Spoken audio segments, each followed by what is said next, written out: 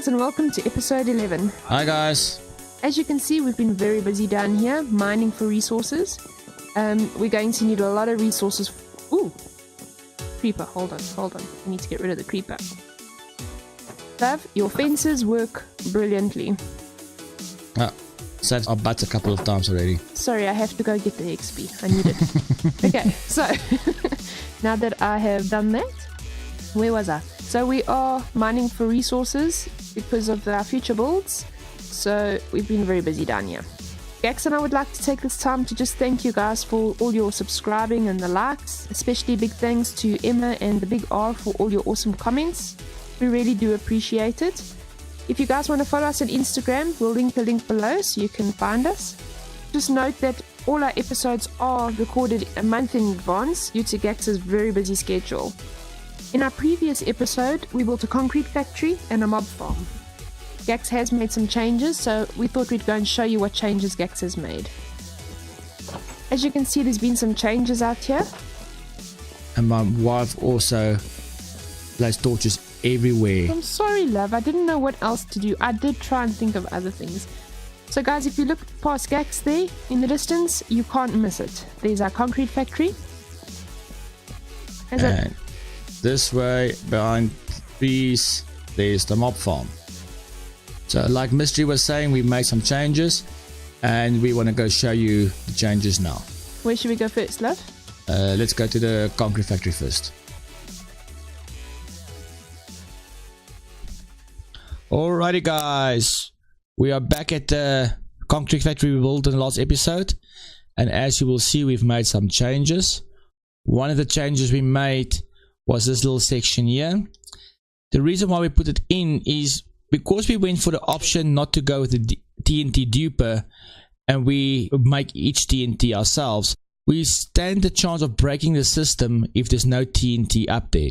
So what this little system will do for us is to tell us how full the TNT dispenser is.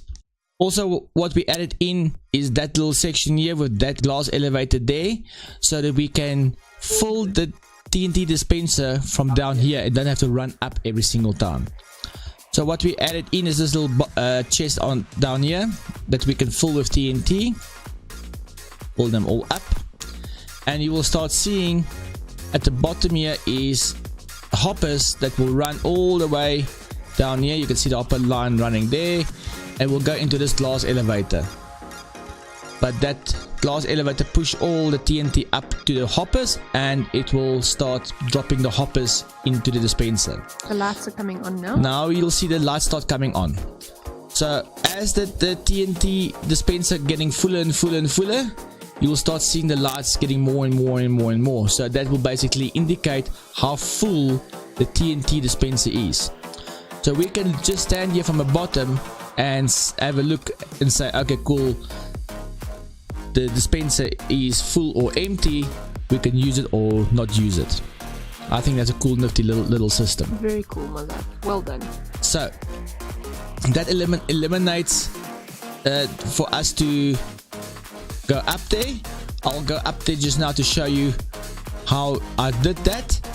I'm just gonna run this farm quickly just to show you how the farm runs, and I'm gonna ask my wife to look at the farm so you can see the explosion. I'm standing here holding in right click. This piston pushes the concrete powder past the water that you can see flashing there in the background on my screen. And I don't know how full the system is. How full is it, my love? You can see it. The TNT's dropped. TNT dropped. There goes off the explosion. I'll put the system off. I'm gonna throw the rest of the concrete powder back in here, and I will see you guys on top just to show you how I've done that little section. Alrighty, okay, so we're at the top there. There's the little glass elevator. We will build this a couple of times in our world. I use that quite a lot. It's quite easy to build and it's quite stable. TNT will go into the hopper line and it will feed into the dropper dispenser, sorry. You also see that I have to reroute the redstone from last week just to get in with the dropper line and also to get in with the comparator. So what the comparator will do is, depending on how full the dispenser is, it will send a signal out. If the dispenser is totally full, it will send 15 blocks of redstone out. So if I come to the dispenser, you'll see there's now 1 2 3 4 5 6 lines lit up. If I take 2 stacks out, you will see it will drop now down to only 3 lights. If I add a stack back in, you'll see there's now a 4th one. If I add another stack in, add that stack in, you'll see we're back to the 6 lights. So that's basically what this little system is doing. I'm gonna go back to the bottom and I'm gonna show you the other thing we've added in. Alrighty, I'm back at the front. So one of the changes we made as well is, you'll see I've moved the hopper line, the catchment system this way, to come into a hopper line this way into a item elevator. Just to talk through the item elevator quickly, you will see that the dropper in there. So the items will be transported through the hoppers into the dropper. Next to the dropper, I just want to open up here so you guys can see a bit better. There we go. So next to the dropper is a comparator. The comparator will do the same thing that we did onto the dispenser on top there. It will compare how much items are in the dropper. As soon as the item comes in, it will send a signal into this repeater that will power this little block. This little block will power this redstone into that block and powering that dropper to send that back up. I'm gonna close this back up quickly. So every time there's an item in there into the dropper, it will send it up to the item elevator. The hoppers will catch it and it will send it down the system. This area here will be our sorting system. We will sort them by color. Currently it's only these chests. When we make it pretty, we'll do it all, and that's what we've done so far that we catch in the blast chamber. We've made some changes to the mob farm as well. I just want to go and run you through the changes and reasons why we've done it. We'll see you now. Okay, we're back at the mob farm. Aesthetic wise, nothing as much has changed. What we did change is this area here. So what the problem was, especially mobs with heavy armor would survive the fall, and also witches. So they would fill up this area here and it will actually break the mob farm, because the other mobs won't die when they fall. So what we've done is we add the magma blocks at the bottom there, and I've added a dispenser on the clock that will dispense water. So what will happen is the mobs will fall. You see that one survived. The magma cubes will kill him. Let's wait for him to die, and he will drop his loot, but the loot will stay. That one didn't drop anything now. The loot will stay on top of the magma blocks. So what the water is doing is pushing the loot back into the hoppers at the back there. So you see there's the bones, and the water pushed the loot into the hoppers. So that's how we fix that problem of witches not dying and heavy armored mobs surviving. At the bottom, let's go show you what we did at the bottom. You coming with, love? Sorry, just watching them die. He's watching them die. You can watch them die. So we made quite a radical change. We'll still decorate this place a bit better, but that's just a mass sorting system for the items. This mob farm has been running for one night now, my love. Yeah. For one night, and that's the amount of rotten flesh we've got, amount of bones we've got, gunpowder, and taking consideration we've used gunpowder to make TNT for the concrete farm, string, arrows, spider's eye. We still need quite a bit. This one will be for redstone from the witches, glowstone from the witches, and all the other stuff that is not being. You can see there's some stuff that fell into the hopper system as I was working. I think that's enough technical stuff for today. Let's go and go have some fun. I still got one thing to show you, and we're gonna take a shortcut through the Nether. We'll see you when we get to the portal. See you guys now. Guys, we're back. We've just come through the portal to our Nether hub, and we're going to go and have a look at our boat transportation.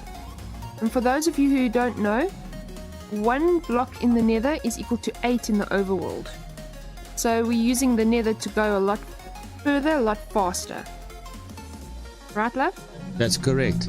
Also, you guys would know by now that we're gonna need a lot of concrete to build our base, and we don't want to destroy the areas around our base. So we found a desert that's about 4,000 blocks away from our base, but we using the Nether to only travel the 400 blocks to get to it a lot quicker. You want to take and out the wither? A wither. There's a ghast. Ah, ghast, love. It's our There son. we go. He's got me addicted to this word wither.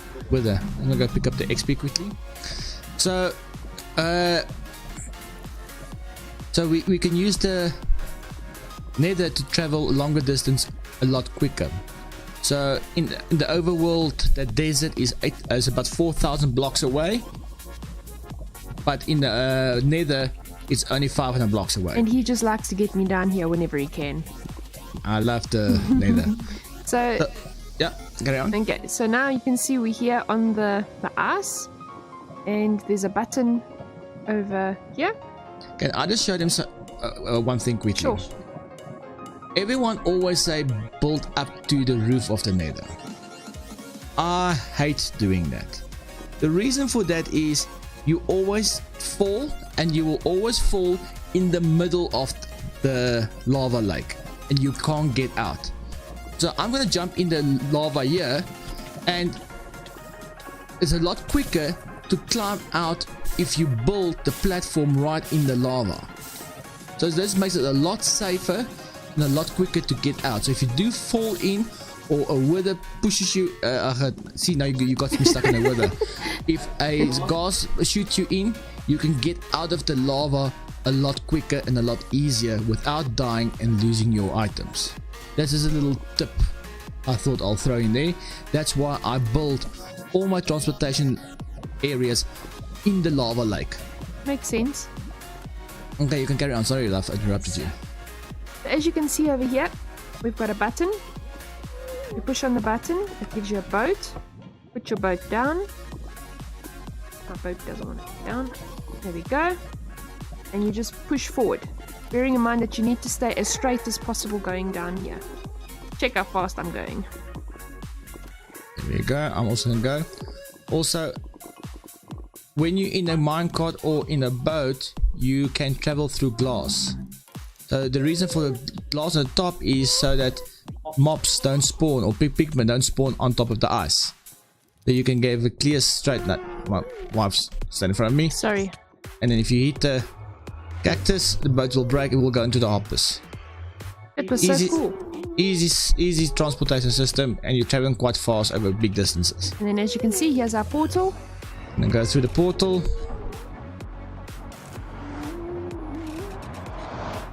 And I'm gonna bring up F3. So you can see F3, you can now see that we are 4,400 blocks away from our base. Did we sleep quickly? Yes, we can. You can see we've been here before. We've done some bit of mining here. And we sleep. And that's our area where we're gonna start mining sand. We're gonna mine some sand. We've got mending efficiency 4, efficiency 5 with fortune and unbreaking diamond shovels, so that will give us instant mine on the sand, as you can see, which will make mining a lot easier. You want to show them your other tip that we have with the sand and the torch? Yeah, I can. So also for the guys that doesn't know, if for something like a mountain here where there's sand stacked up on top of each other, remember, sand will fall. If I break it and I put a torch down, the torch will break the sand. do it again. So it's something you have to get used to. You need to be quite quick to do it. I can't get it right. But it only works if there is quite a bit of sand on top. Otherwise, a diamond shovel with efficiency 5 is a lot faster. As you can see with our as you can see. So but if you don't have it, especially if you build an underwater base and you obviously need to clear out the water, you need sand to clear out the water. You can use the torch method to clear that sand out a lot quicker. Okay guys, I think we're gonna go do some sand mining on a time lapse. Stay tuned because we'll see you guys just now with some very nice tips for you.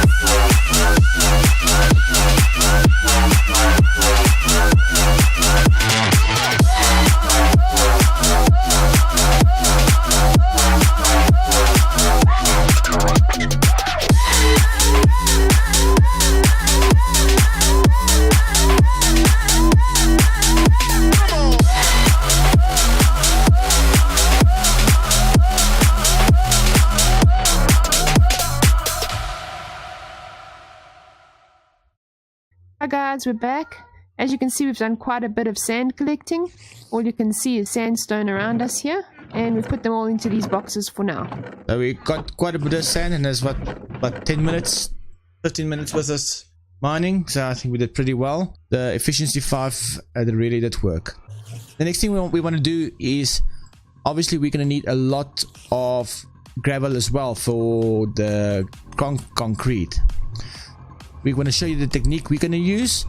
There's an ocean just over there. If I jump, you can see the ocean, and we'll see you when we get there. Alrighty guys, we are back. We're not too far from a portal where we mine the sand in the desert. There's a little ocean biome. If I press F3, you'll see it says biome beach, and if I go there, it says ocean biome. And now you will see that there's a lot of gravel on the ocean floor. So that's what we want to get. Normally people will say, okay, you need to get some underwater potions to go and mine that, but we haven't got potions yet. We're not that far yet. We're not that far into the game yet. So what we've done is we've made sure that on our head we've got an aqua infinity and respiration, and our diamond boots we've got depth strider. So that's gonna help us move underwater and breathe underwater a bit longer. Please note, we will not be able to breathe underwater totally. We're going to show you a technique how to breathe underwater. Love, you want to come with me, you want to follow me. So the first technique I want to show you, you guys will now see little bubbles above my hunger bar. So if you're underwater and you are busy working, if you place a torch against something, you will get an air pocket and you'll see your bubbles return. So it has to be above your head height, love, head height. Just stand here next to a 2 block. You see there? Is your bubbles coming back? There we go. So you have to be in the little air block. So that's one technique that you can follow, and it's quite useful if you go into ocean monuments and that kind of thing. But it's not a permanent solution. What I'm going to show you as well, signs will not break underwater. So if you place a sign, it will have a constant air pocket. So if you stand in it, you'll see that the bubbles disappear. So remember, you can stack signs. So if I now shift and place the next sign on top of that, sign on top of that, sign on top of that, sign on top of that, I can now create a little airlock underwater. Another technique you can follow is by using doors. If you place a door down, I'm going to place a door down here, place a door down there, place a door down there, place a door down there, and you can open them. And now you will have a 2 wide pocket of air. So you can build these little pockets of air underwater for you. And when you need air, you can always just come up into the little pocket. Hope that little tricks will help you. Oh, it's quite cool. But what do also we do with the ladders? Ladders is the principle as the signs. If I break this sign now, all those signs will disappear. So I break the signs down. If I place a ladder and I place a ladder, you can see now I have a 2 block air bubble. Also, what you can do is, if for something like this where we're gonna mine, we can use something like dirt and just build, sorry my love, just build like a row here and just stick ladders on the whole row, and you can keep on mining underneath you. Just one thing to note on the doors: if you break the block underneath the door will disappear. And not the ladders. The ladders as well. If you break the block behind it, yeah, it will disappear. Okay. So now we can go and mine under the gravel under the water, and when we need air, we can just pop up and get air and to continue. So we can get large amount of quantities of gravel underwater. Also, another trick with the torches: if you're underwater, put torches in your ore fan. If you do play with Optify, the dynamic lighting will give you light in the area where you are. And if you do need air quickly, you can just right click on a block and you'll place the torch instead of mining it. It's iron, my love. Oh, don't worry, you must see all the coal I saw just now. My wife and coal again. I was very distracted, but you didn't notice. No, sorry, I didn't pay attention. You were too busy talking. I was busy talking. But the viewers will see how distracted I was. Well, I will see in editing as well, I suppose. Alrighty, I think we're gonna call the episode there. I think we did quite a bit in today's episode, and hopefully we gave you guys a lot of tips and ideas. Let us know in the comment section what you guys thought. Oh, I think it was quite a lot of good tips, my love. Yeah, I think so. Well guys, as always, thank you all for joining us. If you enjoyed this episode, please share with your friends on social media. Also hit the subscribe button and a like video. If there's anything you wish to see in our channel, please comment below. Remember to click on the bell to activate notifications of new episodes we release. Looking forward to seeing you guys in the next episode. Gax, what on earth are you up to? Thanks guys. Bye. Bye.